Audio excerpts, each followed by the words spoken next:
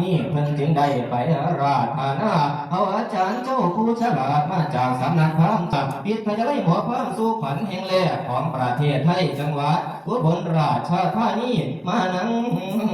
อาเดินเสื่อนขวานความเสียเสียงเสียงเสียงโอ้โอ้โอ้ยโอ้ย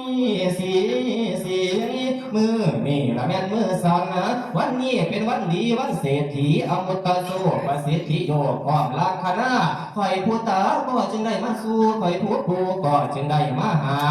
ตาภาษีภาษาคอยเป็นผู้เฒ่าหูสร้างเบาก้าวซึ่งกว่าว่า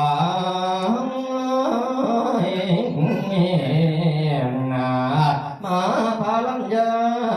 สานเสือดำพันอลาภาราคาน้อยอ่อนนองเชิญยืน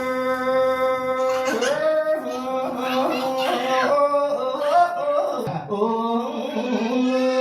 ยเสือเราขวัญคนข้าวให้ไว้เฝ้าให้เต้ามาให้เต้า